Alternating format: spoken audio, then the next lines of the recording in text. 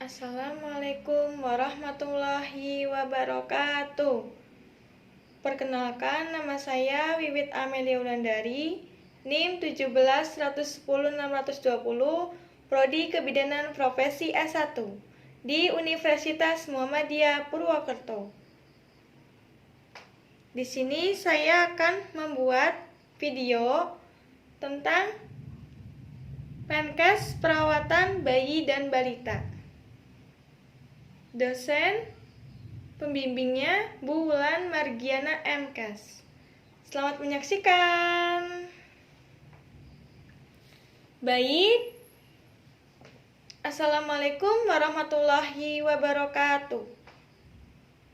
Perkenalkan, nama saya Bidan Wiwit Amelia Wulandari,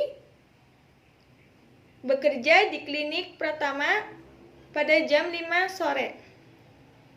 Dan di sini saya akan menjelaskan pada ibu-ibu untuk menjelaskan Menkes perawatan bayi dan balita.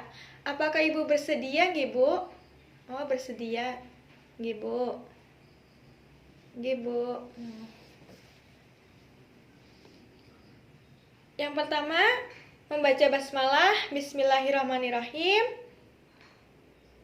Yang kedua, memakai APD dengan lengkap. Yang ketiga itu, selanjutnya mencuci tangan dengan lengkap secara 6 langkah. Cuci tangan dengan air yang jernih. 6 langkah ya, Bu. Ini, Bu. Bersih. Nah, di sini saya akan menjelaskan Menkes perawatan bayi dan balita.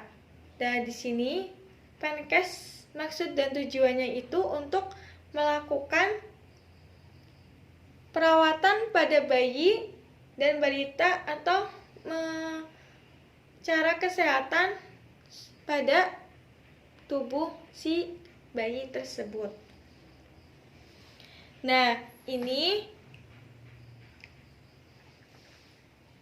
di sini tuh ada menjelaskan cara menjaga kebersihan pada bayi dan balita, Bu. Yang pertama itu dengan cara memandikan bayi dengan bersih dan sepertinya itu kayak misalkan sampo, sabun, sikat gigi, kayak gitu, Bu. Biar bersih.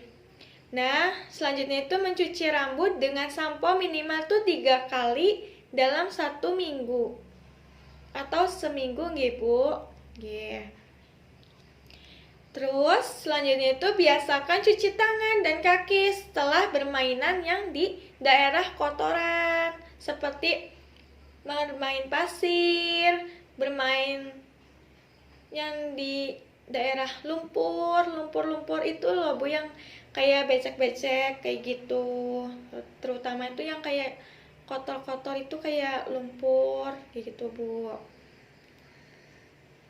Terus setelah itu biasakan mengganti pakaian dalam dan luar setelah mandi, setelah bermain jika pakaian itu basah dan kotor.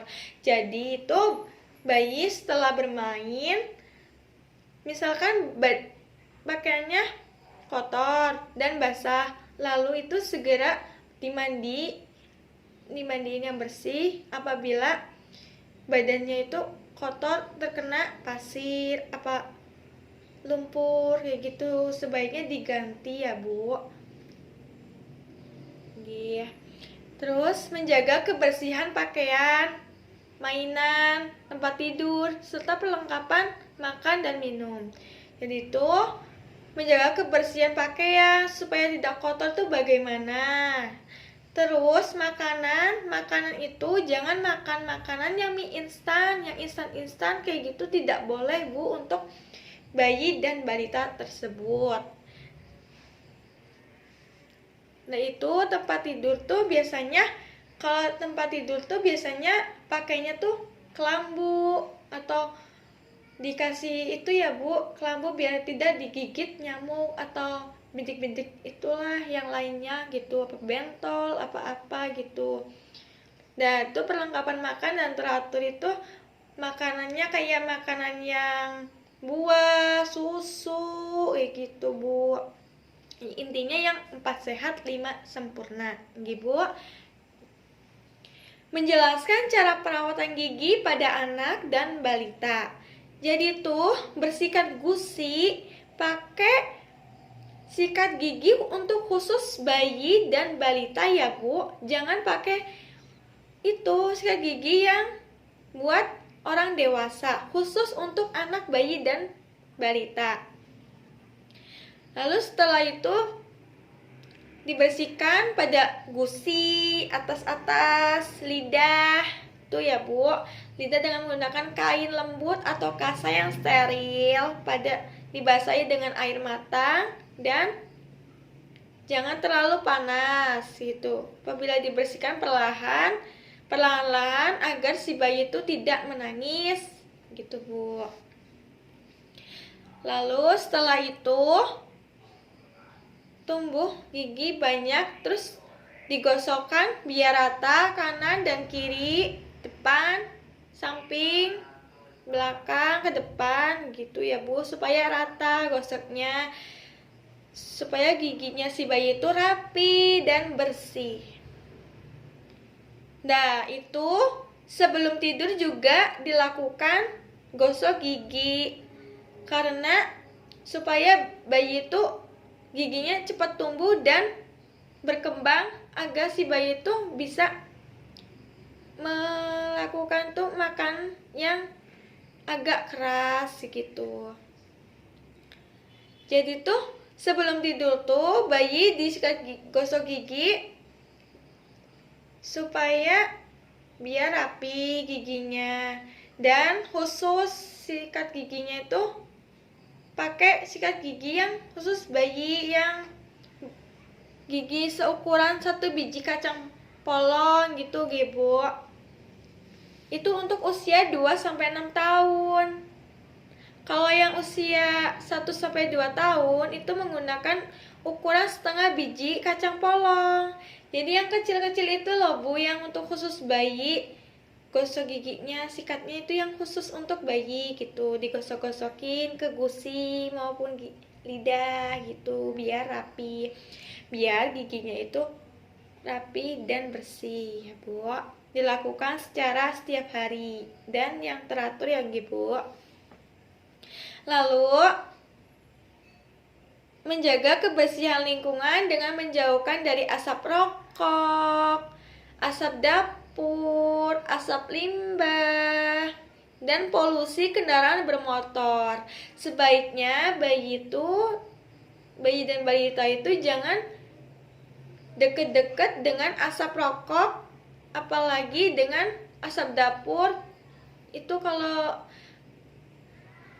apalagi limbah gitu Bu, limbah dalam kotoran, sampah, dan lainnya.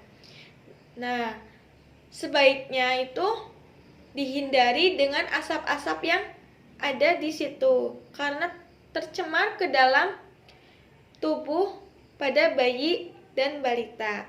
Selanjutnya, bayi itu tidur dalam kelambu untuk menghindari gigitan nyamuk, supaya tidak terkena kayak demam berdarah atau gitu gigitan nyamuk atau yang lainnya Bu. Selanjutnya itu menjaga anak dari bahaya seperti kompor, setrika, termos yang berisi air panas, dan tempat pembakaran sampah. Jadi dihindari Bu, tempat-tempat yang kayak seperti misalkan dekat-dekat kompor itu jangan dekat-dekat kompor. Kalau ada barang-barang atau benda yang dekat di tengah, misalkan gunting atau pisau dekat dengan balita tersebut, lalu itu jangan ditaruh di tengah, sebaiknya dipinggirkan terlebih dahulu agar tidak terkena benda tajam pada balita tersebut. Kalau terkena benda tersebut, benda tajam itu akan berbahaya Bu bagi balita dan bayi tersebut. Nah, selanjutnya itu ada tempat pembakaran sampah. Tempat pembakaran sampah itu ya juga termasuk juga terkena asap rokok juga termasuk. Iya. Terus asap pembakaran sampah itu akan menyebabkan polusi pada bayi supaya jangan terkena asap pada pembakaran sampah tersebut, gitu. Hindari dari benda-benda yang tajam seperti pisau, gunting, dan benda-benda yang lainnya kayak misalkan colokan listrik tuh jangan didekatkan pada bayi dan balita karena itu dapat menyetrumkan pada tangan, apalagi tangannya kena kayak gitu nanti nangis gitu Bu misalkan. Terus hindari bahaya tenggelam, kecelakaan lalu lintas tanpa pengawasan dari orang tua ya Bu. Selanjutnya perawatan anak sakit. Yang pertama itu mengatasi demam dengan memberikan kompres air hangat. Jadi itu misalkan bayinya demam, terus dikompres dengan air yang hangat, itu tuh jika dengan demam tinggi itu lalu diperiksakan saja ke dokter maupun bidan yang terdekat gitu, Bu. Apalagi rumah sakit yang terdekat nih Bu. Selanjutnya itu jika masih menyusu, beri asupan cairan atau ASI selama 6 bulan. ASI-nya itu ASI eksklusif ya Bu, selama 6 bulan. Dan lebih sering dari makanan, jangan diberi obat ataupun kecuali dari petugas kesehatan. Jadi tuh jangan diberi makan makanan yang instan gitu, instan tuh tidak boleh ya Bu. Lalu itu mah jangan yang tidak boleh siap saji gitu. Jadi itu tidak boleh pakai makanan yang seperti itu ya Bu.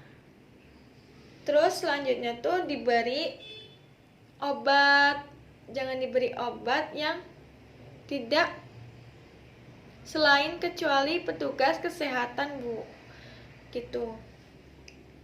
Selanjutnya tuh menjaga kebersihan si bayi itu penting banget Bu untuk menjaga kebersihan pada bayi badan gitu, untuk memperkembangkan, untuk mengatasi bayi terkena luka. Sekian saya selesaikan dari awal dan sampai akhir. Apabila Ibu ada yang kurang paham bisa ditanyakan ya Bu. Apabila Ibu ada yang belum paham, saya nanti dijelaskan kembali dari awal dan sampai akhir. Kalau ibunya udah paham ya saya tutup dengan bacaan hamdalah. Ada pertanyaan? Apa ada yang belum paham Ibu dari Penkes perawatan bayi dan balita ini? Ada yang sudah jelas atau belum? Sudah jelas Ibu. Ya udah saya tutup Ibu. Wassalamualaikum warahmatullahi wabarakatuh.